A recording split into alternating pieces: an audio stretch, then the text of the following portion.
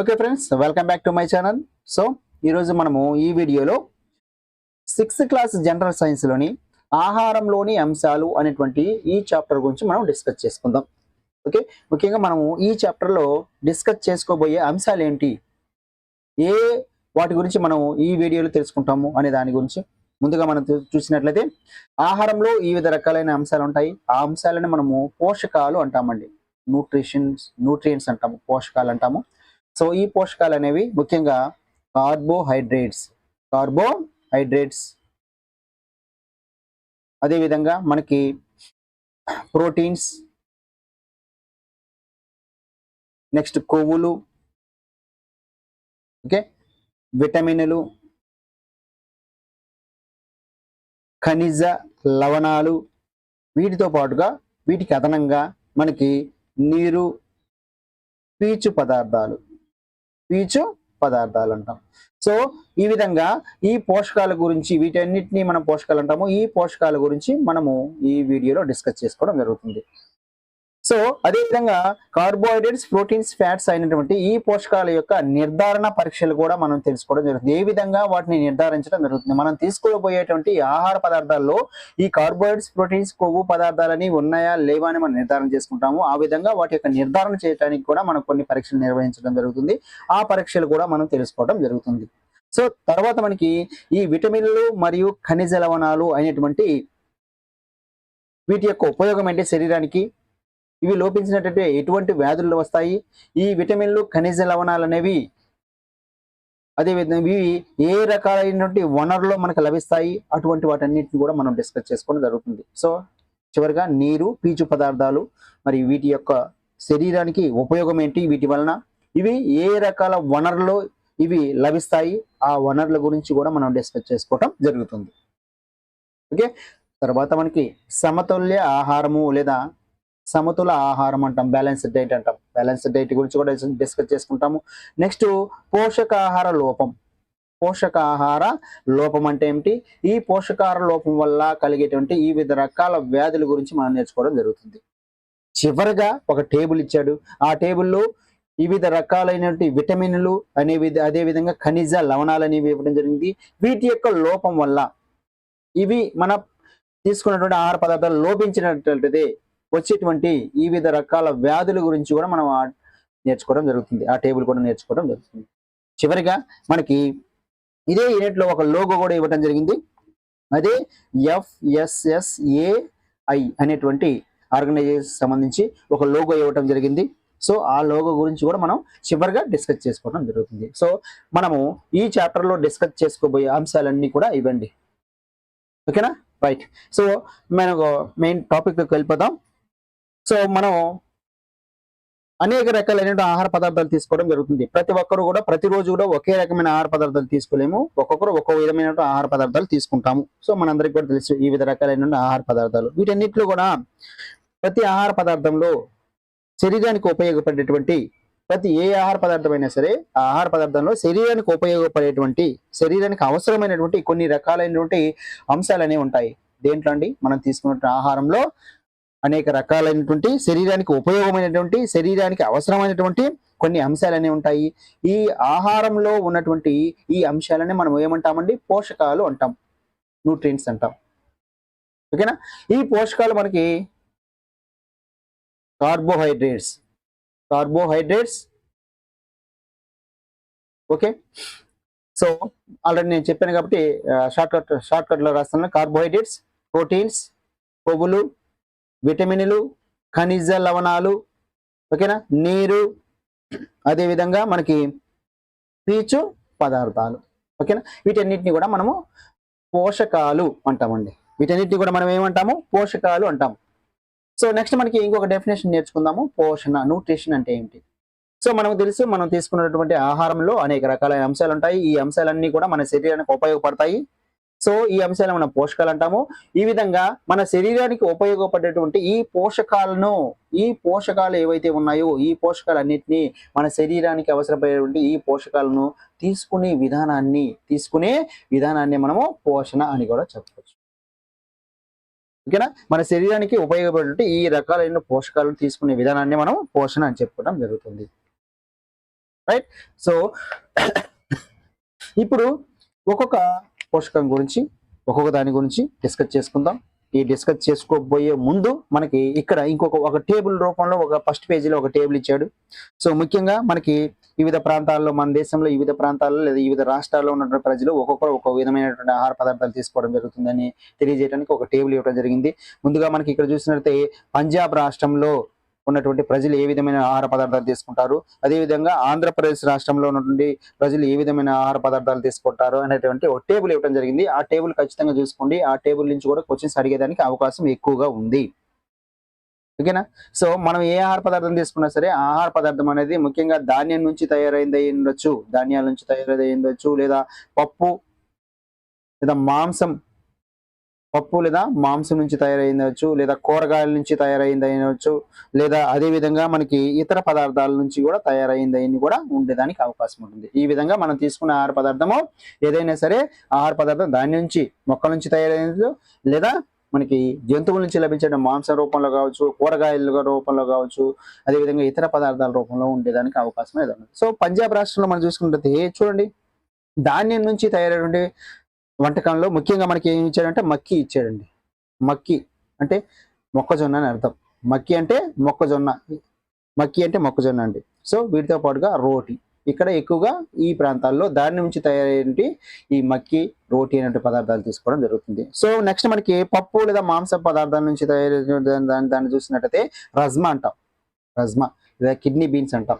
ఇవి కూడా మనకి ఎక్కువగా ఈ పంజాబ్ ప్రాంతంలో తీసుకునేదానికి అవకాశం ఉంది. వీటిల్లో మనకి ఎక్కువగా పప్పు లేదా మాంస పదార్థాలు, మాంసకృతులను ఎక్కువగా ఉండేదానికి అవకాశం ఉంది. రజ్మా లేదా కిడ్నీ బీన్స్ అంటాం. నెక్స్ట్ కూరగాయల్లో తీసుకున్నట్లయితే ఈ కూరగాయలతోటి మనకి సార్సన్ సాగ్ అనేటువంటి ఈ వంటకాన్ని తయారు చేయడం జరుగుతుంది. ఈ వంటకాన్ని కూడా ఎక్కువగా తీసుకునేదానికి అవకాశం అనేది ఉంది.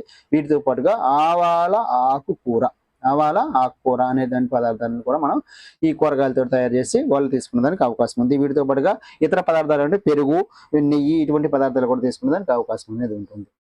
ఓకే. నెక్స్ట్ ఆంధ్రప్రదేశ్ తీసుకుంటే దాని నుంచి మనం అన్నం తయారు చేసుకుని ఎక్కువగా తింటుంటాం. అదేవిధంగా మనకి కందిపప్పు, రసం ఇవన్నీ కూడా పప్పు లేదా మాంస పదార్థాలు నుంచి తయారు చేసినవి. అదేవిధంగా కూరగాయలు వచ్చరికి అనేక రకాల కూరగాయలు మనం వాడుతుంటాం. ముఖ్యంగా దొండకాయ, బెండకాయ ఇలా రకరకాల కూరగాయలు వాడటం జరుగుతుంది. ఇతర పదార్థాల కింద వచ్చరికి మజ్జిగ, వెన్న, ఊరగాయ కానీ ఇవన్నీ కూడా ఇతర పదార్థాల కింద మనం చెప్పుకోవడం జరుగుతుంది. సో ఈ విధంగా మనకి మన దేశంలో ఉన్నటువంటి వివిధ ప్రాంతాల్లో, వివిధ రాష్ట్రాల్లో ఉన్నటువంటి ప్రజలందరూ కూడా ఒక్కొక్కరు ఒక్కొక్క విధమైనటువంటి విభిన్న రకాలైన ఆహార పదార్థాలు తీసుకుంటారు అని తెలియజేయడానికి మనకు ఒక చిన్న ఎగ్జాంపుల్ ఇవ్వడం జరిగింది. ఒకటి పంజాబ్ మరియు ఆంధ్రప్రదేశ్ తీసుకొని.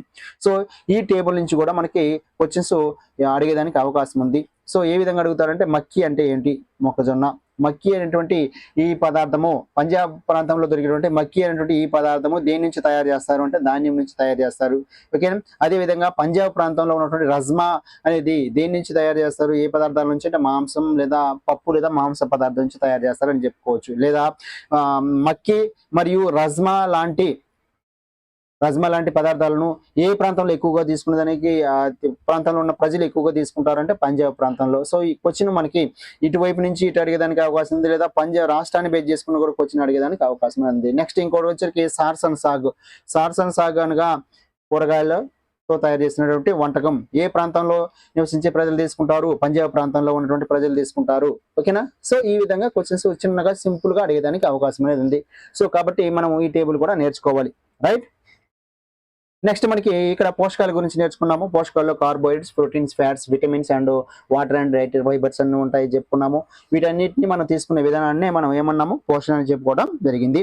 సో వీటిల్లో చూడండి, carbohydrates, proteins, fats, vitamins and minerals ఇవి ఏవైతే ఉన్నాయో ఇవి ఈ 5 రకాలైనటువంటి పోషకాలు అనేవి ప్రధానమైనటువంటి పోషకాలు అండి. మన ఆహారంలో ఉన్నటువంటి ప్రధానమైనటువంటి పోషకాలు గుర్తుంచుకోండి. ఈ పోషకాల్లో మళ్ళీ మనకి ప్రధాన పోషకాలు అనేవి ఉన్నాయి, అదేవిధంగా అదనపు పోషకాలు అనేవి కూడా ఉన్నాయి. అదనపు పోషకాలు అంటాం. ఇలా 2 రకాలుగా మనం విభజించుకొని మనం చదువుకోవాలి. ఎందుకంటే అక్కడ ఊరక జస్ట్ ఏమి ఇచ్చాడంటే ప్రధాన పోషకాలు, అదనపు పోషకాలని ఇవ్వడం జరిగింది. అదనంగా ఆహారంలో తీసుకుంటామని. సో మనం ఏం చేయాలి, క్లియర్ గా మనం చేసుకోగలిగితే రేపు వీటిల్లో మనం తీసుకున్నటువంటి ఆహారంలో ప్రధాన పోషకాలు గుర్తించండి అని అడిగినప్పుడు మనము carbohydrates, proteins, fats, vitamins and ఖనిజాలు అని మనం గుర్తించాలి. సో మనకి మనం తీసుకున్నటువంటి ఆహార పదార్థాల్లో ప్రధానమైనటువంటి పోషకాలతో పాటుగా మన శరీరానికి అవసరమైతే అదనపు పోషకాలు ఏవి, వీటిల్లో క్రింది వాటిలో గుర్తించండి అని అడిగినప్పుడు నీరు మరియు పీచు పదార్థాలను వీటితో పాటుగా అదనంగా మన శరీరానికి అవసరం అవుతుంటాయి. కాబట్టి వీటిని అదనపు పోషకాల కింద మనం చెప్పుకోవచ్చు. సో ఈ విధంగా ప్రధాన పోషకాలు, అదనపు పోషకాలుగా మనం డివైడ్ చేసుకొని క్లియర్ గా దేనికి దానికి మనం రాసి పెట్టుకున్నట్లయితే క్వశ్చన్ ఈ విధంగా అడిగినా కూడా మనం ఆన్సర్ చేసేదానికి అవకాశం అనేది ఉంటుంది. Okay, clear. సో నెక్స్ట్ మనకి ఈ వివిధ రకాల పోషకాలు ఉన్నాయి. ఓకే, మరి మనం ఈ వివిధ రకాల ఆహార పదార్థాలు తీసుకుంటాము. మరి ఏ రకమైన ఆహార పదార్థాల్లో ఏ రకమైన పోషకాలు ఉన్నాయని మనం నిర్ధారించుకోవాలి. మనకి మామూలుగా బయట నుంచి మనం వండిన తర్వాత కానీ పచ్చిగా ఉన్నప్పుడు కానీ చూసినట్టయితే దాంట్లో ఏ రకమైన ఆహార పదార్థంలో ఏ రకమైన పోషకాలు ఉన్నాయని మనం చెప్పలేము. అలాంటప్పుడు మనం ఏం చేయాలి, వాటిని పరీక్షించాలి.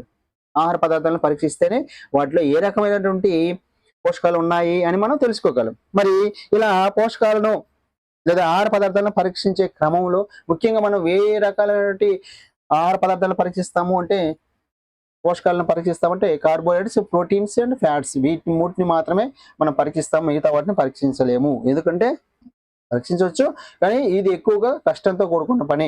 సో ఈ మూడు మాత్రమే పరీక్షిస్తాము. వీటిని పరీక్షించడం చాలా సులభం, ఎందుకంటే చాలా తక్కువ టైం పడుతుంది. అదేవిధంగా ఎక్కువ ఖర్చు అనేది ఉండదు.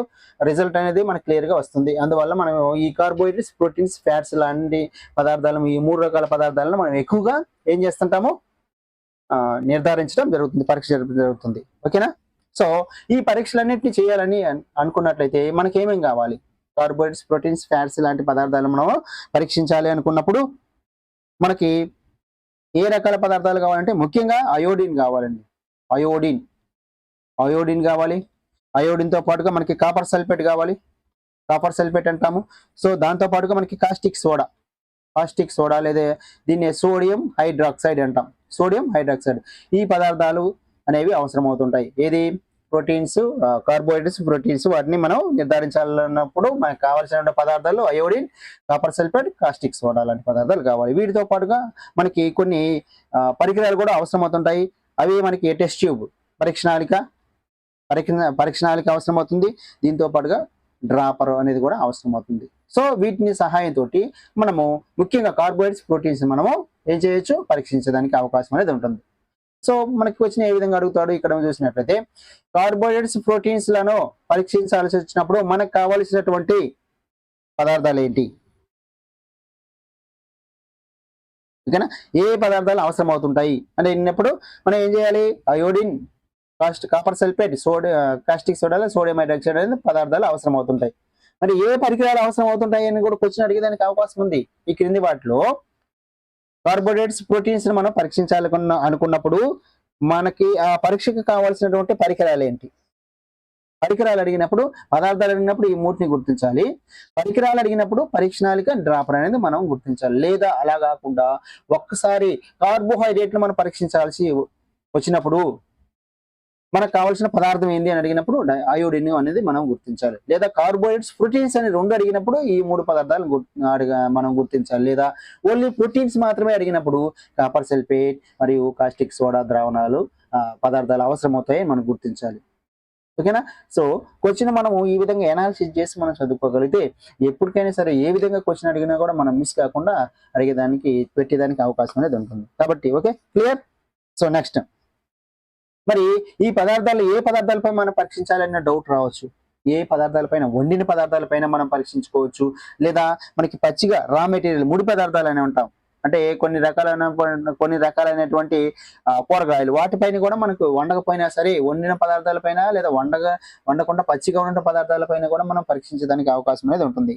ఎలా అయినా మనం చేసుకోవచ్చు. ఓకేనా, రైట్. సో ముందుగా మనకి ఇక్కడ పిండి పదార్థాలు లేదా కార్బోహైడ్రేట్స్ లాంటి పదార్థాలు మనము ఎక్కువగా మనం ఆహార పదార్థాలు ఎక్కువగా మనం తీసుకునేటువంటి వాటిలో ఏముంటాయంటే పిండి పదార్థాలు ఎక్కువగా ఉంటాయి. మనం అంతా కూడా ఎక్కువగా ఏం తీసుకుంటాం, ఎక్కువగా పిండి పదార్థాలు ఉన్నటువంటి ఆహార పదార్థాలు మనం తీసుకోవడం జరుగుతుంది. సో ఈ విధంగా మనకి ఈ పిండి పదార్థాల్లో అనేక రకాలైన పిండి పదార్థాలు మనకు ఉన్నాయి. ఓకేనా, అనేక రకాలైన పిండి పదార్థాలు ఉన్నాయి.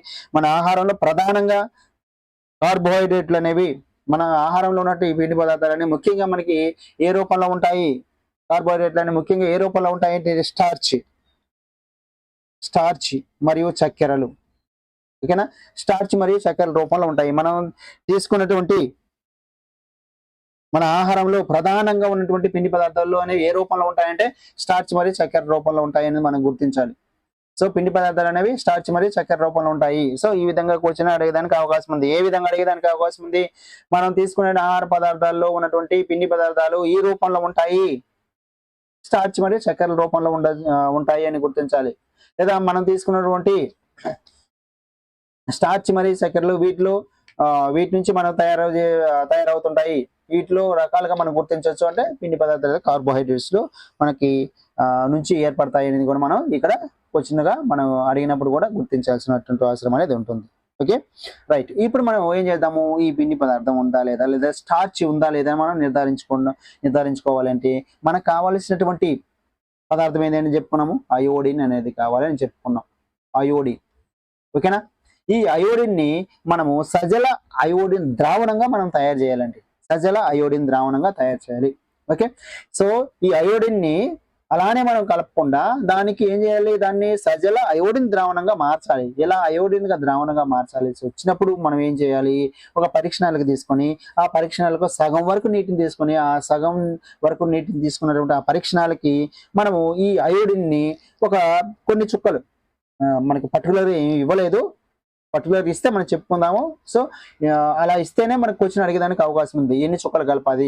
3 నుంచి 4 చుక్కల, 5 చుక్కల, 10 చుక్కలు కలపాలని ఇచ్చినప్పుడు మనం ఏం చేయాలి?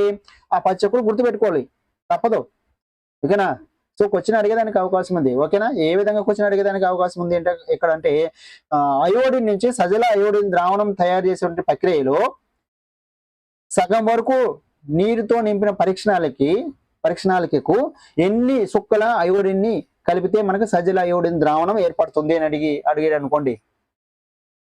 ఆ చుక్కలు మనకని ఇస్తే 7 చుక్కల, 8 చుక్కల, 10 చుక్కల, 2 నుంచి 4 చుక్కలు అని ఇస్తే ఆ చుక్కలు గుర్తుపెట్టుకోవాలి. కాబట్టి ఇక్కడ కొన్ని చుక్కలు అన్నాడు కాబట్టి ఇక్కడ క్వశ్చన్ అడిగేదానికి అవకాశమే లేదుగా. ఓకేనా? కాబట్టి మనం ఏం చేయాలి? పరీక్షణాలకి తీసుకొని ఆ పరీక్షణాలకు సగం వరకు నీటిని నింపి దానికి ఏం చేయాలి? సజల మామూలు అయోడిన్ ద్రావణాన్ని కొన్ని చుక్కలు కలిపినట్లయితే మనకి ఏమవుతుంది? సజల అయోడిన్ ద్రావణం అనేది తయారవుతుంది. ఓకే, ఈ విధంగా సజల అయోడిన్ ద్రావణాన్ని మనం తయారు చేసి పక్కన పెట్టేసుకుంటాం. ఓకేనా? ఇప్పుడు మనం ఏం చేయాలి? మనం ఏదైతే పరీక్షించాల్సి వచ్చినటువంటి ఆహార పదార్థం లేదా ముడి పదార్థం ఉందో దానిపైన మనం ఏం చేయాలి? ఈ సజల అయోడిన్ ద్రావణం, సజల అయోడిన్ ద్రావణం, ఈ సజల అయోడిన్ ద్రావణాన్ని తయారు చేసుకున్న తర్వాత మనం ఏ పదార్థాన్ని అయితే పరీక్షించాలనుకుంటామో అది ముడి పదార్థం కావచ్చు లేదా తయారు చేసిన వంటకమైన కావచ్చు, ఏదైనా సరే దానికి మనం ఏం చేయాలి? ఈ సజల అయోడిన్ ద్రావణాన్ని కలపాలి. ఇక్కడ ఇచ్చారు మనకి క్లియర్ గా 2 నుంచి 3 చుక్కలు అన్నాడు.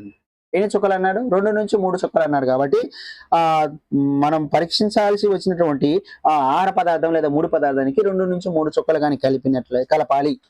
ఓకేనా? క్లియర్ గా ఇక్కడ ఇచ్చారు కాబట్టి దీన్ని గుర్తుపెట్టుకోవాలి. మనం ఏ విధంగా క్వశ్చన్ అడిగేదానికి అవకాశం ఉంది ఒక్కసారి చూడండి. ఇక్కడే మనకి నేర్చుకునేటప్పుడు ఒక యూనిట్ మనం చదువుతున్నామంటే క్లియర్ గా దానికి సంబంధించినటువంటి ఎనాలిసిస్ మనకి అక్కడ జరిగిపోవాలి. మళ్ళీ రెండోసారి మూడోసారి తర్వాత చూద్దాంలే అనుకోకుండా ఫస్ట్ సారి చదువుకునేటప్పుడే కొంచెం నిదానంగా తొందరగా, ఎందుకంటే మనకి టైం చాలా ఉంది కదా. రేపు వచ్చే నెలలో ఎగ్జామ్ లేదు, నెక్స్ట్ మంత్ లో లేదు, 2 నెలలు లేదు, 3 నెలలు లేదు, ఇంకా దాదాపు ఒక 5-6 నెలలు టైం ఉంది. కాబట్టి ప్రతి ఒక్క చాప్టర్ ని మనం ఇక్కడ ఏం చేసుకోవాలి? అనాలిసిస్ చేసుకోవాలి. క్వశ్చన్స్ ఏ విధంగా అడిగేదానికి ముందు మనం అండర్స్టాండింగ్ చేసుకోవాలి, తర్వాత మనం క్వశ్చన్స్ ఫ్రేమ్ చేసుకోవాలి. ఇలా ఒకేసారి చదివేటప్పుడే మనం దాన్ని 90% మనకి దాని మీద గ్రిప్ వచ్చే విధంగా మనం చదువుకోవాలి. తర్వాత మనం చదివే మిగతా 10% మనకి ఆటోమేటిక్గా వచ్చేస్తుంది. సో ఫస్ట్ అటెంప్ట్ లోనే మనం క్లియర్ గా, ఎందుకంటే టైం ఉంది కాబట్టి. అదే టైం లేదనుకోండి, టైం లేనప్పుడు ఇంకొక స్ట్రాటజీ మనం ఫాలో అవ్వాలి. కాబట్టి ఇప్పుడున్నటువంటి టైం ప్రకారం మనం ఈ స్ట్రాటజీ మనం ఫాలో అయినట్లయితే మనకి ఈజీగా మార్క్స్ వచ్చేదానికి అవకాశం ఉంది. Okay, right. సో ఇక్కడికి వచ్చిన ఏ విధంగా అడుగుతాడు అని చూసినట్లయితే పిండి పదార్థం కోసం జరిపేటువంటి పరీక్షలో భాగంగా మనం ఏ పదార్థం అయితే ఆహార పదార్థాన్ని పరీక్షించాలనుకుంటామో ఆ ఆహార పదార్థానికి ఎన్ని చుక్కల సజల అయోడిన్ ద్రావణాన్ని కలపాలి, ఎన్ని చుక్కల సజల అయోడిన్ ద్రావణాన్ని కలపాలి అని అడిగేదానికి అవకాశం ఉంది. అడగటానికి లేదు అని చెప్పడానికి లేదండి. ఓకేనా? క్వశ్చన్ ఏ విధంగా అడగచ్చు. ఇలా ఎందుకు అడిగాడు, ఇలా అడగకూడదు కదా అని మనం ప్రశ్నించడానికి లేదు కదా. ఒక బుక్ తీసుకున్నట్లయితే ఆ బుక్లో ప్రతి ఒక్క పేజీ కానీ చివరన మనకి ఫస్ట్ పేజీ లేదా అట్ట మీద కూడా క్వశ్చన్స్ కూడా కొన్ని డిఎస్సిలో అడిగినటువంటి రోజులు కూడా ఉన్నాయి. అర్థమవుతుంది కదా. సో కాబట్టి ప్రతిదీ కూడా క్వశ్చన్ మనం ఇప్పుడు అడిగినా అడగపోయినా మనమే క్వశ్చన్స్ తయారు చేసుకుని మనమే సమాధానాలు చెప్పుకోవాలి. ఈ విధంగా మనం ఫాలో అవ్వాలి. ఓకేనా. కాబట్టి 2 నుంచి 3 చుక్కలు కలపాలని గుర్తుపెట్టుకోవాలి. సో మనకు తెలుసు అయోడిన్ ద్రావణాన్ని కలిపినట్లయితే ఏమవుతుంది, మనకి ఆహార పదార్థం అనేది ఏ రంగులో మారుతుంది తెలుసు కదా, నీలి నలుపు రంగులోనికి మారుతుంది. ఓకేనా, క్లియర్. చూడండి, పిండి పదార్థాల కోసం జరిపేటువంటి పరీక్షలో మనం ఉపయోగించేటువంటి పదార్థం సజల యోడిన్ ద్రావణం లేదా రసాయన పదార్థం అని అడుగుతాడు. సజల యోడిన్ ద్రావణం. ఓకేనా. సో అది కానీ కలిపినట్లయితే ఎన్ని చుక్కలు కలపాలి అనేది కూడా ఇక్కడ ఇంపార్టెంట్. ఏ ద్రావణానికి అవసరం అవుతుంది, ఎన్ని చుక్కలు కలపాలి, ఆ ద్రావణం కలిపిన తర్వాత ఆ ఆహార పదార్థం ఏ రంగులో మారుతుంది, ఇది ఈ 3 చాలా ఇంపార్టెంట్. ఓకేనా, రైట్. నలుపులోకి మారినట్టయితే అప్పుడు ఆ పదార్థం ఏమున్నట్టు, స్టార్చ్ అనేది ఉంది అని మనం తెలుసుకోవచ్చు. Clear, right. సో నెక్స్ట్ మనకి ప్రోటీన్ కోసం పరీక్ష. ప్రోటీన్ కోసం పరీక్షలు అండి. ప్రోటీన్లు నిర్ధారించడానికి మనం పరీక్ష, ప్రోటీన్స్ ఉన్నాయా లేవా, ప్రోటీన్స్ అనేవి ఉన్నాయా లేవా అని మనం నిర్ధారించాలి. మనం తీసుకుంటే ఆహార పదార్థంలో ఏ విధంగా. సో ముందుగా మనం ప్రోటీన్ కోసం పరీక్ష నిర్వహించాల్సి వచ్చినప్పుడు మనం ఏ పదార్థాన్ని అయితే ఆహార పదార్థాన్ని మనం పైన మనం ఈ పరీక్ష చేయాలనుకుంటామో ఆ ఆహార పదార్థం ఘన పదార్థంగానే అయినట్లయితే దాన్ని ద్రవ రూపంలోకి మార్చాలి. ఘన పదార్థం అనేట్లయితే దాన్ని మెత్తగా పొడి చేయాలి, ముద్దగా చేసి దానికి ఏం చేయాలి, దాన్ని మెత్తగా పొడి చేసిన తర్వాత ఒక పరీక్ష నాళికలో తీసుకోవాలి. చూడండి, ఆ పరీక్ష నాళికలోనికి తీసుకోవాలి. పరీక్ష నాళికలోనికి మనం ఈ విధంగా తీసుకొని దానికి ఆ పొడిని పరీక్ష నాళికలో తీసుకొని దానికి ఎన్ని చుక్కల నీరు కలపాలి అనేది కూడా మనకి ఇచ్చాడండి. 10 చుక్కల నీరు కలపాలి. 10 చుక్కల నీరు మనకి కలపాలి. 10 చుక్కల నీరు కలపాలి.